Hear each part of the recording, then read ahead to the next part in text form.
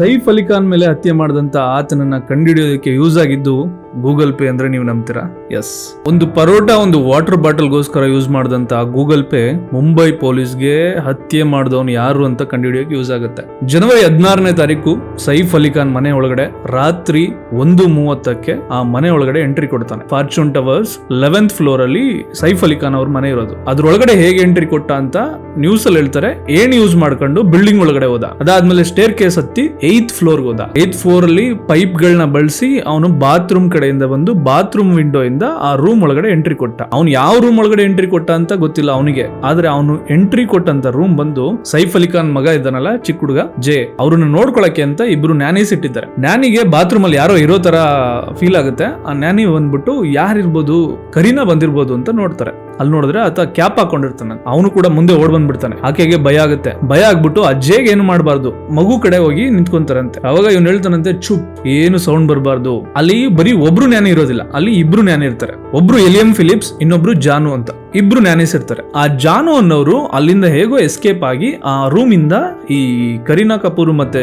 ಸೈಫ್ ಅಲಿ ಖಾನ್ ಇದಾರಲ್ಲ ಆ ರೂಮ್ ಹತ್ರ ಬಂದ್ಬಿಟ್ಟು ಅವ್ರಿಗೆ ಹೇಳ್ತಾರಂತೆ ಈ ತರ ಇನ್ಸಿಡೆಂಟ್ ಅಂತ. ಸಡನ್ ಆಗಿ ಸೈಫ್ ಅಲಿ ಖಾನ್ ಅಲ್ಲಿ ಆ ರೂಮ್ ಒಳಗಡೆ ಎಂಟ್ರಿ ಕೊಡ್ತಾರೆ. ಈತ ನೋಡಿದ್ರೆ ಅವನ ಕೈಲಿ ಒಂದು ಕೋಲು ಮತ್ತೆ ಇನ್ನೊಂದು ಚಾಕು ಇರುತ್ತಂತೆ. ಸೈಫ್ ಅಲಿ ಖಾನ್ ನಿನ್ಗೆ ಯಾರಿದು, ಏನ್ ಬೇಕು ನೀನು ಅಂತ ಕೇಳಿದಾಗ ನನ್ಗೆ 1 ಕೋಟಿ ಬೇಕು ಅಂತಾನು ಹೇಳ್ತಾನಂತೆ. ಆತರ ಸ್ಟೇಟ್ಮೆಂಟ್ ಇದೆ ಕೆಲವು ನ್ಯೂಸ್ ಗಳಲ್ಲಿ. ಇಬ್ರು ಮಧ್ಯೆ ಸಡನ್ ಆಗಿ ಜಗಳ ಆಗುತ್ತೆ. ಜಗಳ ಆತ ಏನ್ ಮಾಡ್ತಾನೆ, ಚಾಕುಯಿಂದ ಸೈಫ್ ಅಲಿ ಖಾನ್ ಮೇಲೆ 6 ಟೈಮ್ ಸ್ಟ್ಯಾಬ್ ಮಾಡ್ತಾನಂತೆ.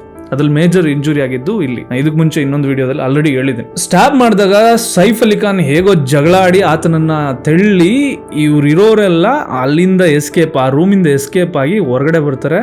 ಲಾಕ್ ಮಾಡ್ತಾರೆ, ಅವನ್ನ ಒಳಗಡೆ ಬಿಟ್ಬಿಟ್ಟು ಲಾಕ್ ಮಾಡ್ತಾರಂತೆ. ಆತ ಒಳಗಡೆ ಇದ್ದಾನೆ ಅಂತ ಅನ್ಕೊಂತಾರೆ. ಆದ್ರೆ ಆತ ಯಾವ ದಾರಿಲ್ ಬಂದ, ಬಾತ್ರೂಮ್ ವಿಂಡೋ ಇದೆಯಲ್ಲ ಅದ್ರೊಳಗಿಂದ ಬಂದಲ್ಲ, ಅದೇ ವಿಂಡೋನ ಹತ್ತಿ ಮತ್ತೆ ವಾಪಸ್ ಎಸ್ಕೇಪ್ ಆಗ್ಬಿಡ್ತಾನೆ. ಆತ ವಾಪಸ್ ಬರೋದು 2:15. ಸೊ ಸುಮಾರು ಇನ್ಸಿಡೆಂಟ್ ನಡೆದಿರೋದು 1 hour ಮನೆ ಒಳಗಡೆ. ಆತ ಎಸ್ಕೇಪ್ ಆಗ್ಬಿಡ್ತಾನೆ. ಅದಾದ್ಮೇಲೆ ಸೈಫ್ ಅಲಿ ಖಾನ್ ಆಲ್ರೆಡಿ ಇಂಜುರಿ ಆಗಿರುತ್ತೆ, ಬ್ಲೀಡ್ ಆಗ್ತಿರುತ್ತೆ. ಸೈಫ್ ಅಲಿ ಖಾನ್ ಜೇನ ಕರ್ಕೊಂಡು ಮನೆಯಿಂದ ಹೊರಗಡೆ ಬಂದು ಆಟೋ ಕರೆದು ಆಟೋ ಒಳಗಡೆ ಲೀಲಾವತಿ ಆಸ್ಪತ್ರೆಗೆ ಹೋಗ್ತಾರಂತೆ. ಆಟೋ ಡ್ರೈವರ್ಗೆ ಇವರು ಸೈಫ್ ಅಲಿ ಖಾನ್ ಅಂತ ಗೊತ್ತಿಲ್ಲ. ಯಾಕಂದ್ರೆ ಅದು ಆ ಇನ್ಸಿಡೆಂಟ್ ನಡೆದಿರೋದು ರಾತ್ರಿ 3 ಗಂಟೆ. ಆ ಟೈಮಲ್ಲಿ ಆಟೋನ ಹತ್ಕೊಂಡು ಇವ್ರು ಹೋಗಿರೋದು. ಬ್ಲಡ್ ಬರ್ತಿರೋದೆಲ್ಲ ಗೊತ್ತಾಗುತ್ತೆ. ಅವ್ರು ಏನು ಕೇಳದೆ ಅರ್ಜೆಂಟ್ ಆಗಿ ಯಾವ ಹಾಸ್ಪಿಟಲ್ಗೆ ಹೋಗ್ಬೇಕು ಅಂತ ಕೇಳಿದಾಗ ಲೀಲಾವತಿ ಅಂದಾಗ ಲೀಲಾವತಿ ಆಸ್ಪತ್ರೆ ಹತ್ರ ಹೋಗ್ತಾರೆ.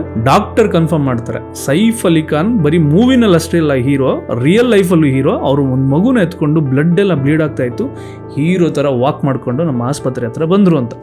पूरा उनका उसमें ब्लड था, but he walked in like a lion and only with his small child. ಅದಾದ್ಮೇಲೆ ಅಡ್ಮಿಟ್ ಆಗ್ತಾರೆ, ಆಪರೇಷನ್ ಆಗುತ್ತೆ, ಅವರು ಏನು ಔಟ್ ಆಫ್ ಡೇಂಜರ್ ಅಂತ ಬರುತ್ತೆ. He is doing presently very well. ಆದ್ರೆ ಇಲ್ಲಿ ಕೃತ್ಯ ಎರಗಿದಂತ ವ್ಯಕ್ತಿನ ಕಂಡಿಡಿದಿದ್ದು ಹೇಗೆ? This is very interesting story. Thriller movies ನೋಡ್ತಿರಲ್ಲ, ಅದಕ್ಕಿನ್ನ ಇಂಟ್ರೆಸ್ಟಿಂಗ್ ಆಗಿದೆ ಸ್ಟೋರಿ. ವಿಡಿಯೋನ ಕೊನೆ ತನಕ ನೋಡಿ. ಸೊ ಇವಾಗ ಇನ್ಸಿಡೆಂಟ್ ನಡೆದೋಗಿದೆ. ಇವಾಗ ಪೊಲೀಸ್ನವ್ರು ಇನ್ವೆಸ್ಟಿಗೇಷನ್ ಸ್ಟಾರ್ಟ್ ಮಾಡ್ತಾರೆ. ಇನ್ವೆಸ್ಟಿಗೇಷನ್ ಏನ್ ಮಾಡ್ತಾರೆ, ಮನೆಯಲ್ಲಿ ಯಾರ್ಯಾರು ಇದ್ರು ಕೆಲಸ ಮಾಡೋರು ಎಲ್ಲರದು ಫಿಂಗರ್ ಪ್ರಿಂಟ್ ತಗೊಂತಾರೆ. ಆ ಬಿಲ್ಡಿಂಗ್ ಅಲ್ಲಿ ವರ್ಕ್ ಮಾಡ್ತಿದ್ದಂತ ಕೆಲವು ಸ್ಟಾಫ್ ಗಳದ್ದು ಎಲ್ಲರದು ಫಿಂಗರ್ ಪ್ರಿಂಟ್ಸ್ ತಗೊಂಡು ಅವರು ಹುಡ್ಕೋದಕ್ಕೆ ಸ್ಟಾರ್ಟ್ ಮಾಡ್ತಾರೆ. ಅವ್ರಿಗೆ ಸಿಕ್ಕಂತ ಎವಿಡೆನ್ಸ್ ಏನು, ಆ CC ಕ್ಯಾಮ್ರಾದಲ್ಲಿ ಅವನು ಸ್ಟೇರ್ ಕೇಸ್ ಹತ್ಕೊಂಡು ಹೋಗ್ಬೇಕಾದ್ರೆ ಮುಖನ ಕವರ್ ಮಾಡ್ಬಿಟ್ಟಿರ್ತಾನೆ. ಸ್ಟೇರ್ ಕೇಸ್ ಹಿಳ್ಕೊಂಡ್ ಬರ್ಬೇಕಾದ್ರೆ ಆ ಮುಖದ ಟವಲ್ ಎಲ್ಲ ಬೆಚ್ಚಿರುತ್ತೆ. ಇನ್ನೊಂದು ಹತ್ಕೊಂಡು ಹೋಗ್ಬೇಕಾದ್ರೆ ಸೌಂಡ್ ಆಗ್ಬಾರ್ದು ಅಂತ ಹೇಳ್ಬಿಟ್ಟು ಅವ್ನ ಕಾಲಲ್ಲಿ ಶೂನೇ ಹಾಕಿರಲ್ಲ, ಬಟ್ ಇಳಿಬೇಕಾದ್ರೆ ಶೂ ಹಾಕೊಂಡು ಇಳಿತಾ ಇರ್ತಾನೆ.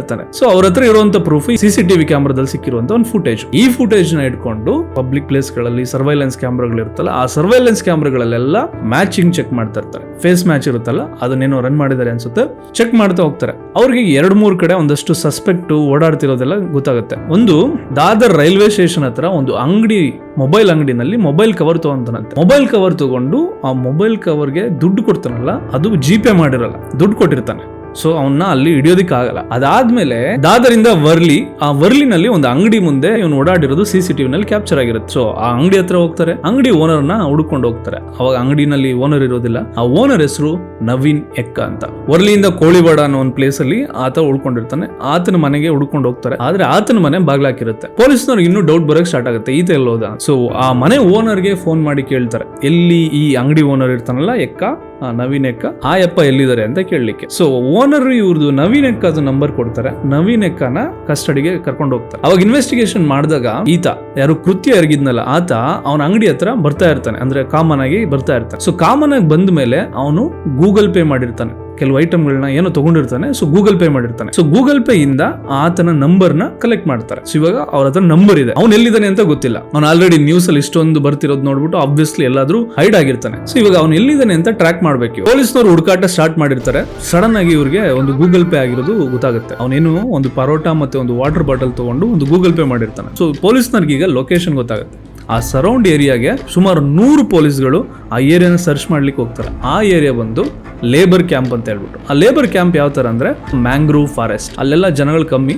ಸೊ ಅಂತ ಜಾಗದಲ್ಲಿ ಇವ್ನು ಇರ್ಬೋದೇನೋ ಅಂತ, ಸಸ್ಪೆಕ್ಟ್ ಇರ್ಬೋದೇನೋ ಅಂತ ಹುಡ್ಕೋಕ್ ಸ್ಟಾರ್ಟ್ ಮಾಡ್ತಾರೆ. ಅಷ್ಟು ಸುಲಭ ಅಲ್ಲ ಕಾಡು ಒಳಗಡೆ ಒಬ್ರನ್ನ ಹುಡ್ಕೋದು. ಸೊ ಇವರೆಲ್ಲ ಟಾರ್ಚ್ ಎಲ್ಲ ತಗೊಂಡೋಗಿರ್ತಾರೆ, ಹುಡುಕ್ತಾರೆ. ಎಷ್ಟು ಹುಡುಕಿದ್ರು ಅವ್ನು ಸಿಗೋದಿಲ್ಲ. ಅದಾದ್ಮೇಲೆ ಕೊನೆ ಮೂಮೆಂಟ್ ಇನ್ನೇನು ವಾಪಸ್ ಬರ್ಬೇಕು ಅನ್ನೋ ಟೈಮಲ್ಲಿ ಎಲ್ಲಾ ಕಡೆ ಟಾರ್ಚ್ ಬಿಡ್ಬೇಕಾದ್ರೆ ಯಾರೋ ಒಬ್ಬ ಮಲಗಿರೋದನ್ನ ನೋಡ್ತಾರೆ. ಅವಾಗ ಅವನ ಹತ್ರ ಹೋಗ್ತಾರೆ, ಅವ್ನು ಸಡನ್ ಆಗಿ ಓಡೋಕ್ ಸ್ಟಾರ್ಟ್ ಮಾಡ್ತಾನೆ.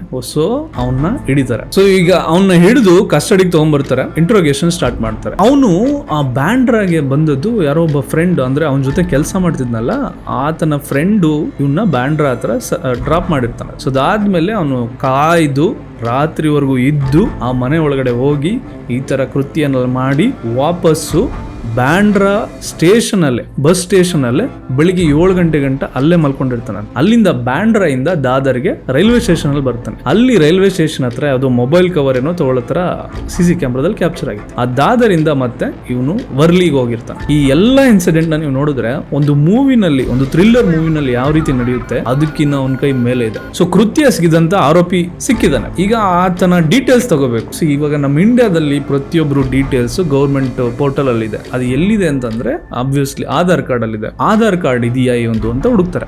ಆದ್ರೆ ಅವನು ಆಧಾರ್ ಕಾರ್ಡೇ ಇರೋದಿಲ್ಲ, ಹೆಸರು ಕೂಡ ಸಿಗೋದಿಲ್ಲ. ಅವನ ಹೆಸರು ಏನು ಅಂತ ಕೇಳಿದ್ರೆ ಅವ್ನು ಹೇಳೋದು ಆದ್ರೆ ಅವನ ಹೆಸರು ಅದಲ್ಲ. ಅವ್ರು ಹುಡುಕ್ದಾಗ ಗೊತ್ತಾಗುತ್ತೆ ಅವನು ಇಂಡಿಯಾದವನಲ್ಲ ಅಂತ. ಇವ್ನು ಎಲ್ಲಿಂದ ಬಂದಿರ್ಬೋದು ಅಂತ ಡೌಟ್ ಪಟ್ಟಾಗ ಈ ಇಮಿಗ್ರೇಷನ್ ಅಂದ್ರೆ ಇಲ್ಲಿಗಲ್ ಇಮಿಗ್ರೇಷನ್ ನಡೀತಾ ಇರುತ್ತೆ. ಬಾರ್ಡರ್ ಕ್ರಾಸ್ ಮಾಡ್ತಾ ಇರ್ತಾರೆ ಯಾರು ಬಾಂಗ್ಲಾದೇಶಿಗಳು. ಇಂಡಿಯಾದು ಇಲ್ಲಿಗಲ್ ಆಗಿ ಬಾರ್ಡರ್ ಕ್ರಾಸ್ ಮಾಡಿ ಇಲ್ಲಿ ಕೆಲ್ಸಕ್ಕೆ ಅಂತ ನೇಮ್ ಚೇಂಜ್ ಮಾಡ್ಕೊಂಡು ವರ್ಕ್ ಮಾಡ್ತಾ ಇರ್ತಾರೆ. ಅದೇ ತರ ಈತ ಕೂಡ ಬಾಂಗ್ಲಾದೇಶಿಂದ ಬಂದು ಬಾಂಬೆಗೆ 6 ತಿಂಗಳಾಗಿರುತ್ತಂತೆ. ಹೌಸ್ ಕೀಪಿಂಗು ಮತ್ತೆ ಹೋಟೆಲ್ಗಳಲ್ಲಿ, ಬಾರ್ಗಳಲ್ಲಿ ಇಂಥ ಕಡೆ ಕೆಲಸ ಮಾಡ್ತಿರ್ತಾನೆ. ಆತನ ಒರಿಜಿನಲ್ ಕೆಲವು ಡಾಕ್ಯುಮೆಂಟ್ ನೆಲ್ಲ ಚೆಕ್ ಮಾಡಿದಾಗ ಆತನ ಹೆಸರು ಗೊತ್ತಾಗಿದ್ದು ಮೊಹಮ್ಮದ್ ಶರೀಫುಲ್ ಇಸ್ಲಾಂ. ಆತನನ್ನ ಇನ್ವೆಸ್ಟಿಗೇಷನ್ ಮಾಡಿದಾಗ ಆತ ಒಪ್ಕೊಂಡಿದ್ದಾನೆ ಅಂತ ಕೆಲವು ನ್ಯೂಸ್ ಅಲ್ಲಿ ಸ್ಟೇಟ್ಮೆಂಟ್ ಇದೆ. ಪೊಲೀಸ್ನವ್ರು ಇನ್ನೂ ಆತರ ಇನ್ನೇ ಕೃತ್ಯ ಮಾಡಿರೋದು ಅನ್ನೋ ಅಫಿಷಿಯಲ್ ಸ್ಟೇಟ್ಮೆಂಟ್ ಕೊಟ್ಟಿಲ್ಲ. ಏನೇ ಟಾಪಿಕ್ ಹೇಳಿದೀನಿ ಇದೆಲ್ಲ all subject to change with the time. ಈಗ ಕೆಲವು ಕ್ವಶನ್ಸ್ಗಳು ಕಾಡ್ತಿದೆ. ಅವನು ಏನಕ್ಕೆ ಅಲ್ಲಿಗೆ ಬಂದ? ನಿಜವಾಗ್ಲೂ ದರೋಡೆ ಮಾಡೋಕೆ ಬಂದ? ದರೋಡೆ ಮಾಡೋದಾಗಿದ್ರೆ ಕರೀನಾ ಕಪೂರ್ ಅವ್ರ ಮನೆದು ಇನ್ನೊಂದು ಕೆಲವು ಸ್ಟೇಟ್ಮೆಂಟ್ ಏನಿದೆಯಂತೆ, ಕೆಲವೆಲ್ಲ ಓಪನ್ ಆಗಿತ್ತಂತೆ. ಲೈಕ್ ಗೋಲ್ಡ್ಸ್ ಅಂಡ್ ಜ್ಯುವೆಲರೀಸ್ ಎಲ್ಲ ಓಪನ್ ಆಗಿತ್ತು, ಅದನ್ನೇನು ತಗೊಂಡೋಗಿಲ್ಲ ಅಂತ. ಹಮ್ ಸಾಥ್ ಸಾಥೆ ಸಲ್ಮಾನ್ ಖಾನ್ ಜೊತೆ ಮೂವಿನಲ್ಲಿ ಮಾಡಿದ್ದಾರೆ, ಅದು ಬಿಷ್ಣೋಯಿ ಕಮ್ಯುನಿಟಿ ಏನೋ ಆಗಿರ್ಬೋದೇನೋ ಅಂತ ಕ್ವಶನ್ ಅಂತ ಡೌಟ್ ಪಡ್ತಿದ್ದಾರೆ. ಬಟ್ ಅಂಟಿಲ್ ಅನ್ಲೆಸ್ ಪೊಲೀಸ್ನವ್ರು ಒರಿಜಿನಲ್ ಸ್ಟೇಟ್ಮೆಂಟ್ ಬಿಡೋವರೆಗೂ ನಾವೇನೇನೋ ಅಸ್ಯೂಮ್ ಮಾಡೋಕ್ಕಾಗಲ್ಲ. ಇದೆಲ್ಲ ಮಾತಾಡ್ತಿರೋದು all this subject to change.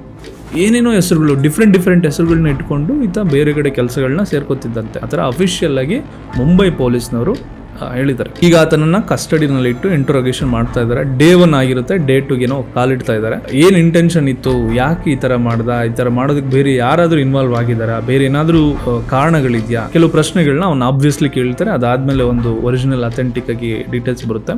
Usually ಈ ಸೆಲೆಬ್ರಿಟಿಗಳು ಅಥವಾ ಪೊಲಿಟಿಷಿಯನ್ಸ್ಗಳು ಅಥವಾ ಫೇಮಸ್ ಪರ್ಸನ್ ಮೇಲೆ ಏನಾದ್ರೂ ಈ ತರ ಆದ್ರೆ ಪೊಲೀಸ್ ಅವ್ರ ಮೇಲೆ ತುಂಬಾ ಪ್ರೆಷರ್ ಬರುತ್ತೆ. ಬೇಗ ಹುಡುಕಿ ಅಂತ. ಅದೇ ರೀತಿ ಮುಂಬೈ ಪೊಲೀಸ್ ಮೇಲೆ ಅಷ್ಟು ಪ್ರೆಷರ್ ಇದೆ. ಅದೇ ಪ್ರೆಷರ್ ಅಲ್ಲಿ ಆ CCTV ಕ್ಯಾಮ್ರಾದಲ್ಲಿ ಅಷ್ಟು ಕ್ಲಾರಿಟಿ ಇಲ್ಲ. ಆ ಕ್ಲಾರಿಟಿ ಇಲ್ಲದೆ ಇರೋ ಕಾರಣಕ್ಕೆ, ಅಂದ್ರೆ ಆ ಫೇಸ್ ರಿಲೇಟೇಬಲ್ ಯಾರ್ಯಾರ್ದಿದೆ ಅವರೆಲ್ಲರನ್ನು ಕಸ್ಟಡಿ ಕರೆಸಿ ಇನ್ವೆಸ್ಟಿಗೇಷನ್ ಮಾಡ್ತಾ ಇರ್ತಾರಂತೆ. ಇನ್ನೊಂದು ವಿಷಯ ಏನು ಓವರ್ ಆಲ್ ಥಿಂಕ್ ಮಾಡ್ಬೇಕು ಅಂತಂದ್ರೆ, ಸೈಫ್ ಅಲಿ ಖಾನ್ ಹತ್ರ ಈಸ್ ಅ 10th ನವಾಬ್, 10ನೇ ನವಾಬ್. ಅವ್ರ ತಂದೆನೂ ನವಾಬ್. ಇಸ್ ಲೈಕ್ ರಾಜರ ಕುಟುಂಬದಿಂದ ಬಂದಂತ ವ್ಯಕ್ತಿ ನವಾಬ್ಸ್. ಅಷ್ಟೊಂದು ಕೋಟಿ ದುಡ್ಡಿದೆ, ಆದ್ರೂ ಕೂಡ ಆ ಟೈಮಲ್ಲಿ ಆ ಯಪ್ಪ ಕಾರಲ್ಲಿ ಹೋಗ್ಲಿಕ್ಕೆ ಆಗಿಲ್ಲ, ಆಟೋದಲ್ಲೇ ಹೋಗ್ಲಿಕ್ಕೆ ಆಯ್ತು. ಸೊ ಎಷ್ಟೋ ಸಿಚುವೇಶನ್ಗಳಲ್ಲಿ, ಕೆಲವು ಕಷ್ಟಗಳಲ್ಲಿ ನಿಜವಾಗ್ಲೂ ಸಹಾಯ ಮಾಡೋದು ಅಂದ್ರೆ ಆಟೋ ಡ್ರೈವರ್ಸ್ಗಳು, ಕ್ಯಾಬ್ ಡ್ರೈವರ್ಸ್ಗಳು. ಅವ್ರಗಳಿಗೆ ನನ್ನ ಕಡೆಯಿಂದ ಒಂದು ದೊಡ್ಡ ಸಲ್ಯೂಟ್. ಒಳ್ಳೆಯವರು ಇದ್ದಾರೆ, ಕೆಟ್ಟವ್ರು ಇದ್ದಾರೆ. ನಾನು ಕೆಟ್ಟವ್ರ ಬಗ್ಗೆ ಮಾತಾಡ್ತಾ ಇಲ್ಲ, ಒಳ್ಳೆಯವ್ರ ಬಗ್ಗೆ, ಇಂಥ ಸಮಯದಲ್ಲಿ ಸಹಾಯ ಮಾಡೋರ ಬಗ್ಗೆ ಬಿಗ್ ಸಲ್ಯೂಟ್. ಆಮೇಲೆ ಸೆಲೆಬ್ರಿಟಿಗಳೆಲ್ಲ ರಿಯಾಕ್ಟ್ ಮಾಡ್ಲಿಕ್ಕೆ ಸ್ಟಾರ್ಟ್ ಮಾಡ್ತಾರೆ, ಎಲ್ಲರೂ ವಿಶ್ ಮಾಡೋಕ್ಕೆ ಸ್ಟಾರ್ಟ್ ಮಾಡ್ತಾರೆ, ಬೇಗ ರಿಕವರ್ ಆಗಲಿ ಸೈಫ್ ಅಲಿ ಖಾನ್ ಅಂತ. ಅದೇ ಟೈಮಲ್ಲಿ ಒಬ್ಬ ರಿಪೋರ್ಟರ್ ಊರ್ವಶಿ ಹತ್ರ ಕೇಳ್ತಾರೆ, ಈ ಸೈಫ್ ಅಲಿ ಖಾನ್ ಮೇಲೆ ಅಟ್ಯಾಕ್ ಆಗಿರೋದ್ರ ಬಗ್ಗೆ ನೀವೇನು ಹೇಳ್ತೀರಾ ಅಂತ ಹೇಳ್ಬಿಟ್ಟು. ಊರ್ವಶಿ ಅವರು ಸ್ಟಾರ್ಟ್ ಮಾಡ್ತಾರೆ, ಇಟ್ ಈಸ್ ವೆರಿ ಸ್ಯಾಡ್, ಅವ್ರಿಗೆ ಈ ಥರ ಆಗಬಾರ್ದಾಗಿತ್ತು, ಹಂಗೆ ಹಿಂಗೆ ಅಂತ ಸ್ಟಾರ್ಟ್ ಮಾಡ್ತಾ, ನೋಡಿ ಡಾಕು ಮಹಾರಾಜು 100 crores ಇಲ್ಲ 106 ಕೋಟಿ ಮಾಡಿದೆ, ಅದಕ್ಕೆ ನಮ್ಮ ಫಾದರ್ ಇದು ಕೊಟ್ಟಿದ್ದಾರೆ, ಮದರ್ ಇದು ಕೊಟ್ಟಿದ್ದಾರೆ, ಹಂಗೆ. वेरी अनफॉर्चुनेट, कितना ज़्यादा देखभाल करना पड़ता है. अभी आप खुद ही सोचिए, डाकू महाराज की 105 करोड़ की सडन आಗಿ topic change. Flex and my father ने मुझे ये मेरे हाथ में पहनी हुई छोटी सी मिनी वॉच गिफ्ट करी. ಆ ವಿಡಿಯೋ ಏನಾದರೂ ನೋಡಿದ್ರೆ ನೀವು ಖಂಡಿತ ಬೈಕೊಂತೀರ ಊರ್ವಶಿ ಅವ್ರನ್ನ. ಅದಾದ್ಮೇಲೆ ಹೇಳ್ತಾರೆ, ನಮಗೂ ಕೂಡ ಭಯ ಆಗುತ್ತೆ ಇದನ್ನೆಲ್ಲ ಹಾಕೊಂಡಿರ್ತೀವಿ. इनसिक्योरिटी हो जाती है कि कोई भी anybody can attack us. So ಒಂದ್ ಕಡೆ ಅವ್ರ ಸಕ್ಸಸ್ ಹೇಳ್ಕೊಂಡ್ರು, ಇನ್ನೊಂದು ಕಡೆ ಅವ್ರ ಹತ್ರ ಇರೋ ಜ್ಯುವೆಲರಿ ಹೇಳ್ಕೊಂಡ್ರು. ಸೊ ಕೇಳಿದ್ಕೂ ಅದಕ್ಕೂ ಸಂಬಂಧನೇ ಇಲ್ಲ ಅನ್ನೋ ಥರ ಆಯ್ತು.